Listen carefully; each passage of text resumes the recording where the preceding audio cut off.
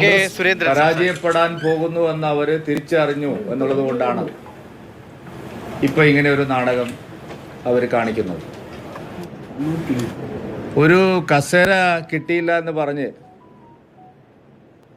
സന്ദീപ് വാര്യർ കോൺഗ്രസിലേക്ക് പോയിരിക്കുകയാണ്. മുഹബത്ത് ഖാ ദുക്കാനിൽ സന്ദീപിന് വലിയ കസേരകൾ കിട്ടട്ടെ എന്ന് ഞാൻ ആശംസിക്കുകയാണ്. ഇവിടെ കിട്ടിയതിനേക്കാൾ വലിയ കസേരകൾ സന്ദീപിന് കിട്ടട്ടെ. സന്ദീപ് വാര്യർ തെരഞ്ഞെടുത്ത ദിവസം, കോൺഗ്രസിൽ ചേരാൻ തെരഞ്ഞെടുത്ത ദിവസം വളരെ പ്രധാനപ്പെട്ടതാണ്. വി.ഡി. സതീശൻ ശ്രീനിവാസൻ്റെയും സഞ്ജിത്തിൻ്റെയും കൊലയാളികളുടെ ബന്ധുക്കളുമായി കൂടിക്കാഴ്ച നടത്തിയതിൻ്റെ പിറ്റേ ദിവസം തന്നെയാണ് സന്ദീപിനെ കോൺഗ്രസിൽ ചേർത്തത്. പാലക്കാട്ടെ വോട്ടർമാർക്ക് അത് ശരിയായ നിലയിൽ ഉൾക്കൊള്ളാൻ കഴിയുമെന്ന് ഞാൻ വിചാരിക്കുന്നു. ബലിദാനികളുടെ കാര്യത്തിൽ അവരെ വഞ്ചിക്കുന്ന സമീപനമാണ് ഇപ്പോൾ ഉണ്ടായിരിക്കുന്നത്. ഇതൊരു തിരക്കഥയാണ്, അപ്രസക്തമായിട്ടുള്ള ഒരു തിരക്കഥയാണ്. ഈ തെരഞ്ഞെടുപ്പിലോ കേരളത്തിൽ BJPക്ക് അകത്തോ ഇതൊരു ചലനവും ഉണ്ടാക്കാൻ പോകുന്നില്ല. ഒരു ചലനവും ഉണ്ടാക്കാൻ പോകുന്നില്ല. നിങ്ങൾ എൻ്റെ വാക്കുകൾ ഉറപ്പിച്ചെഴുതിക്കോളൂ.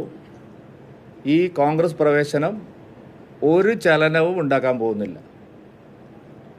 സന്ദീപിനെതിരെ നേരത്തെയും പാർട്ടി നടപടിയെടുത്തതാണ്. ആ നടപടി ഫേസ്ബുക്ക് പോസ്റ്റ് ഇട്ടതുകൊണ്ടൊന്നും ആയിരുന്നില്ല. നിങ്ങൾക്കെല്ലാവർക്കും അറിയാം. ഞാൻ ആ നടപടിയുടെ കാരണങ്ങൾ അന്ന് പുറത്ത് പറയാതിരുന്നത് ഒരു രാഷ്ട്രീയ പാർട്ടി പുലർത്തേണ്ട, സാമാന്യമായി പാലിക്കേണ്ട മര്യാദയുടെ പേരിൽ മാത്രമാണ്.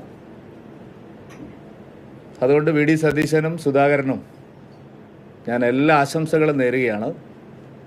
സന്ദീപ് വാര്യർ കോൺഗ്രസിൽ നീണാൾ വാഴട്ടെ എന്ന് ഞാൻ ആശംസിക്കാം.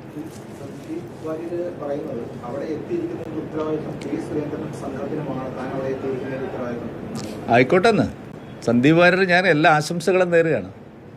സന്ദീപ് വാര്യരെ മുറുകെ പിടിക്കാൻ ഞാൻ സുധാകരനോടും സതീശനോടും വീണ്ടും വീണ്ടും അഭ്യർത്ഥിക്കുകയാണ്. സന്ദീപ് വാര്യരെ കൈ ഉറപ്പിച്ച് പിടിക്കണം.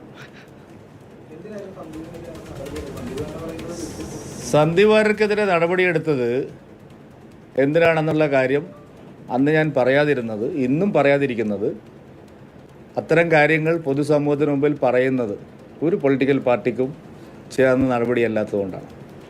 നിങ്ങൾക്കെല്ലാം അറിയാം, പിന്നെ എന്തിനാണ് എന്നോട് ചോദിക്കുന്നത്? അതുകൊണ്ട് ഇതൊരു തരത്തിലും തെരഞ്ഞെടുപ്പിനെയോ കേരളത്തിൽ BJPയോ ബാധിക്കുന്ന വിഷയമേല അപ്രസക്തമായിട്ടുള്ള കാര്യമാണ്. ഇത് ഒരു തരത്തിലും പ്രതികരിക്കേണ്ട കാര്യമല്ല. പക്ഷേ ഇന്ന് പാലക്കാട് ഞാനിവിടെ ഉണ്ടായിട്ട് നിങ്ങളോട് ഇതിന് മറുപടി പറഞ്ഞില്ലെങ്കിൽ, അതുകൊണ്ട് ഈ തെരഞ്ഞെടുപ്പിൽ കോൺഗ്രസ് പരാജയം മണക്കുന്നു. UDF തകർന്ന് തരിപ്പണമാകും. BJPക്ക് അകത്ത് ഒരു ചലനവും, ഞാൻ ഒരിക്കൽ കൂടി പറയാം, ഒരു ചലനവും ഈ കോൺഗ്രസ് പ്രവേശം കൊണ്ടുണ്ടാവില്ല.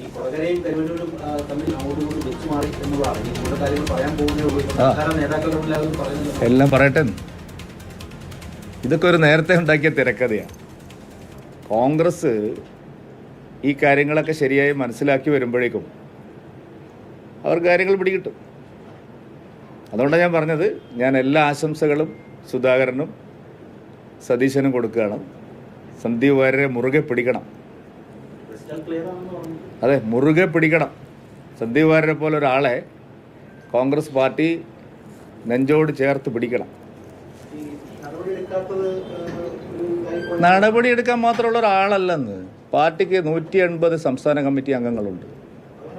അല്ല, അദ്ദേഹത്തിന് എന്ത് കാരണത്തിൻ്റെ പേരിലാണ് അദ്ദേഹം പുറത്തു പോയിരിക്കുന്നത്? കസര കിട്ടാത്തതുകൊണ്ട്. അതുകൊണ്ടാണ് ഞാൻ പറഞ്ഞത്, സ്നേഹത്തിൻ്റെ കടയിൽ വലിയ വലിയ കസേരകൾ അദ്ദേഹത്തിന് ലഭിക്കുമാറാകട്ടെ.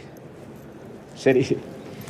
BJP സംസ്ഥാന അധ്യക്ഷൻ K. സുരേന്ദ്രന്റെ പ്രതികരണമാണ് കേട്ടത്. കസേര കിട്ടാത്തതുകൊണ്ടാണോ സന്ദീപ് വാര്യർ പുറത്തുപോയത്? അങ്ങനെയെങ്കിൽ സ്നേഹത്തിന്റെ കടയിൽ വലിയ വലിയ കസേരകൾ സന്ദീപ് വാര്യർക്ക് കിട്ടട്ടെ. വി.ഡി. സതീഷും K. സുധാകരനും ഒക്കെ സന്ദീപ് വാര്യരുടെ കൈകൾ ഉറച്ചു തന്നെ പിടിക്കട്ടെ എന്നാണ് K. സുരേന്ദ്രന്റെ പരാമർശം. ഇത് ഒരു തരത്തിലുള്ള സന്ദീപ് വാര്യരുടെ കോൺഗ്രസ് പ്രവേശനം പാലക്കാട്ടെ തെരഞ്ഞെടുപ്പിലോ BJPയിലോ ഒരു തരത്തിലുള്ള ചലനവും ഉണ്ടാക്കില്ല എന്ന ആത്മവിശ്വാസമാണ് K. സുരേന്ദ്രൻ പ്രകടിപ്പിക്കുന്നത്.